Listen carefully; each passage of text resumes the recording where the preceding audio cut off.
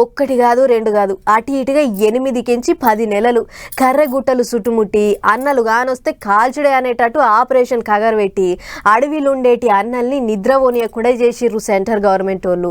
ఇక centre police మంత్రి Amit Shah sir అయితే మార్చి ఎల్లుదల కల్లా పక్క అన్నలన్న మాట వినబడకుండా చేస్తామని బాజాప్తా చెప్పిండు.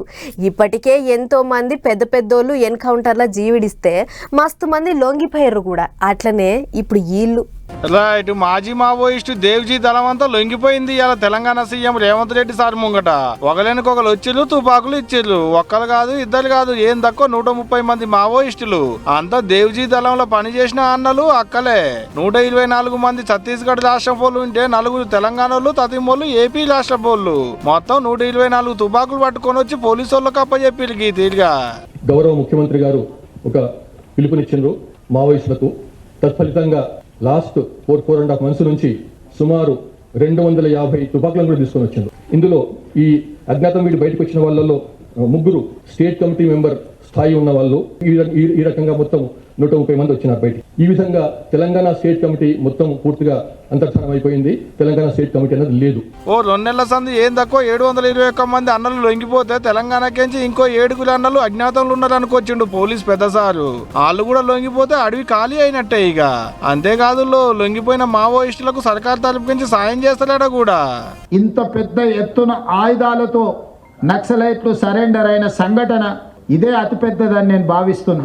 మా ప్రభుత్వం 2024 తర్వాత 721 మంది నక్సలైట్లను, దాదాపుగా 250కు పైగా ఆయుధాలను నక్సలైట్లు సరెండర్ అయినప్పుడు ప్రభుత్వానికి అప్పగించడం జరిగింది.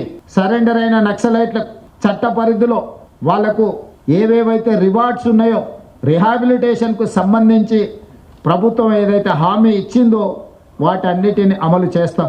ఇంకోలోకు 20 ఏళ్ళు అన్నల పార్టీని ముంగటుండి నడిపించిన గణపతి గురించి మాట్లాడుకుంటా గిట్ట అన్నాడు సీఎం సారు. గణపతి గారు 75 సంవత్సరాల పైగా వారి వయసు ఉండొచ్చు. వారి ఆరోగ్య పరిస్థితి కూడా బాగలేదని మా అధికారులు నాకు చెప్పడం జరిగింది. వారి ఆరోగ్యానికి, వారి ప్రాణానికి వారు సరెండర్ అవుతే తెలంగాణ ప్రభుత్వం పూర్తిగా రక్షణ కల్పిస్తుంది. వారితో సహా సెంట్రల్ కమిటీ కానీ, స్టేట్ కమిటీ కానీ వివిధ హోదాలలో అజ్ఞాతవాసంలో ఉన్న నక్సలైట్లను జనజీవన స్రవంతిలోకి రాండి అని చెప్పి తెలంగాణ రాష్ట్ర ప్రభుత్వం పిలుపు ఇస్తుంది.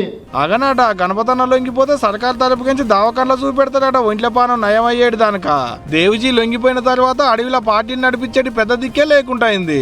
ఇంకో రోజు అన్నలు కానొస్తే కథం కాల్సుడే. ఇట్లా భయపడకుండా దండకారణ్యంలో ఉన్నా ఏం లాభం లేదనుకున్నట్టున్నది కావచ్చు అన్నలు. తుపాకులు పట్టుకొని సీదా పోలీస్ కమాండో ఆఫీస్కి వచ్చి సీఎం సార్ ముంగట లొంగిపోయి అన్నట్టు తుపాకులు అప్పచెప్పి అట్లా లొంగిపోయిన వాళ్ళందరికీ వాళ్ళ పేరు మీద ఉన్న పైకాన్ని వాళ్ళకే ఇచ్చిరు కూడా. ఎమ్మట్లనే పోలీసు లేరు అంటున్నారు కానీ పుట్టలంగెలిగిన పురుగులు వచ్చినట్టే వస్తున్నారు పోండ్రి అన్నలు అడవిలకేంచి.